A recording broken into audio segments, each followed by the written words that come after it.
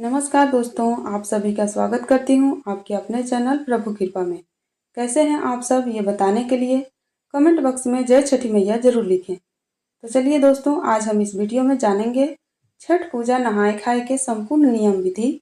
साथ में जानेंगे छठ पूजा का व्रत, मासिक धर्म पीरियड्स में हमें कैसे करनी चाहिए। और साथ में यह भी शेयर करने वाली हूँ कि नहाए खाए के दिन हमें किन किन बातों का ध्यान रखनी चाहिए। बहुत सारी महत्वपूर्ण बातें आज हम इस वीडियो में जानेंगे, तो आप लोग बने रहिए मेरे साथ मेरे चैनल पर। अगर आपको मेरा वीडियो पसंद आता है तो प्लीज़ मेरे चैनल को सब्सक्राइब कर दीजिएगा और साथ ही में बेल आइकन को प्रेस कर दीजिएगा, जिससे कि मेरे वीडियो के नए नोटिफिकेशन आप सभी के पास सबसे पहले पहुंचे। तो चलिए शुरू करते हैं और सभी महत्वपूर्ण बातें जान लेते हैं। तो सबसे पहले दोस्तों, आप सभी को छठ महापर्व की हार्दिक शुभकामनाएं। तो आपको बता दूं, छठ का महापर्व इस साल 2024 में 5 नवंबर से शुरू हो रहा है। ये 4 दिवसीय व्रत होता है और यह चतुर्थी से शुरू होकर सप्तमी के दिन हम पारण करते हैं। उस दिन संपूर्ण हो जाता है। तो 5 नवंबर को हमारा जो है नहाए खाए है, दिन है मंगलवार। 6 नवंबर को खरना है, दिन है बुधवार। 7 नवंबर को शाम का अर्घ है, दिन है गुरुवार।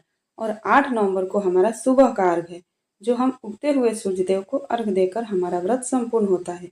उसके बाद हम पारण करते हैं। तो 5 से लेकर 8 तक है 4 दिवसीय छठ पूजा का पर्व। इस साल 2024 में छठ पूजा का व्रत आप लोग उठा सकते हैं।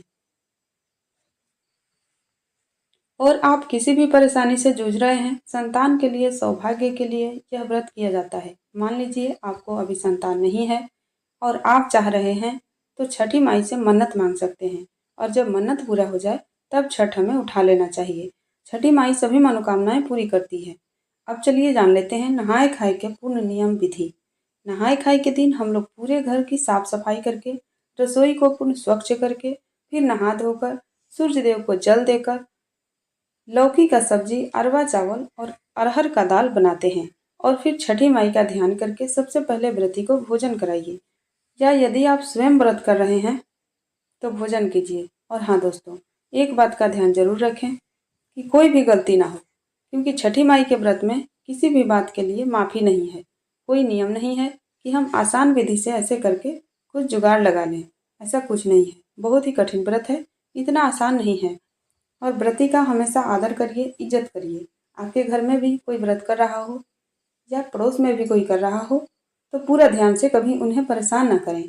और छठ माई के घाट पे भी झगड़ा झंझट ना करें, बल्कि शांति बनाए रखें और व्रती का सेवा करें। कड़वा बोलने, उल्टा सीधा सुनाने, यह सब हमें नहीं करनी है। तो अब चलिए आगे जान लेते हैं। मंगलवार के दिन हमें नहाए खाए करनी है। इस दिन बाल वगैरह धो लीजिए। कितना लोग मंगलवार को बाल नहीं धोते, पर छठ पूजा में ये सब नहीं देखी जाती।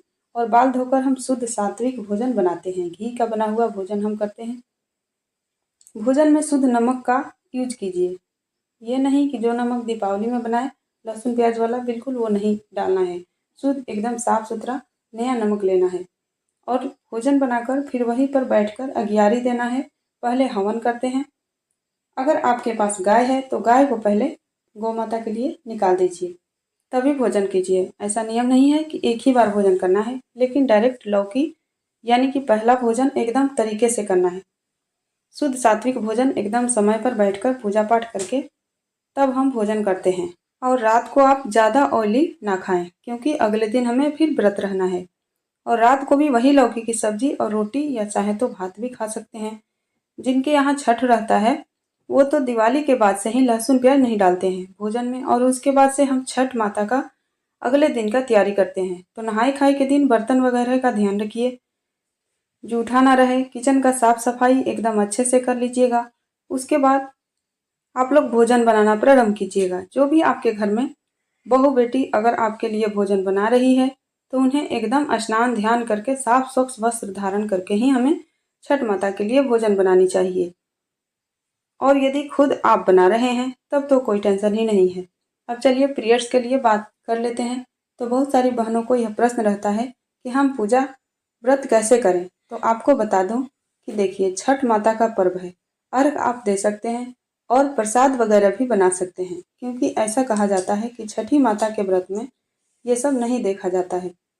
छठी माई ही इसे सौभाग्य के रूप में दी है। तो इसलिए दोस्तों, छठ पूजा में पीरियड्स आ जाने से कोई परेशानी वाली बात नहीं है। यदि आपके मन में संशय है तो आप बचा भी सकते हैं। आपके घर में कोई करने वाला यदि है तो आप केवल व्रत रख लीजिए और अर्घ अपनी सास या देवरानी या जेठानी, जो कोई भी घर में व्रत कर रही है, उनसे दिलवा दीजिए।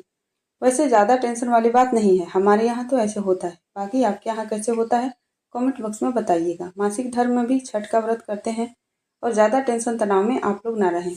दोस्तों, आप सभी से एक छोटी सी रिक्वेस्ट है, अगर वीडियो पसंद आता है तो चैनल को पक्का सब्सक्राइब कर दीजिएगा और वीडियो लाइक कर दीजिएगा, क्योंकि आपकी एक छोटी सी लाइक से हमें बहुत अधिक हिम्मत और प्रेरणा मिलती है।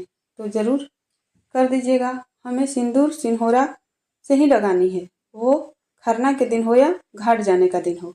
सिंहोरा लेकर हम घाट पर भी जाते हैं और उसी से हम सिंदूर भी लगाते हैं। और हाँ दोस्तों, कितने लोग छठी माई को भी सिंहोरा का सिंदूर ही लगा देते हैं। तो इस बात का विशेष ध्यान रखिएगा कि सिंहोरा के सिंदूर सिर्फ आप अपने मांग में भरें। छठी माई के लिए सिंदूर का नया पैकेट ले लें। इतनी बातें क्लियर हो गई।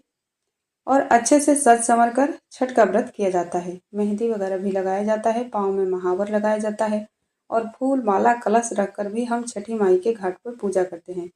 और इस विधि से हम छठ पूजा करते हैं। आशा करती हूँ कि सभी बातें आप लोगों को समझ में आ गई हो। तो यह वीडियो मेरा यही तक था। फिर मिलते हूँ एक नए वीडियो में। तब तक के लिए जय छठी माई। आप सभी स्वस्थ रहिए, सुरक्षित रहिए और जहाँ कहीं भी रहिए खूब खुश रहिए। धन्यवाद।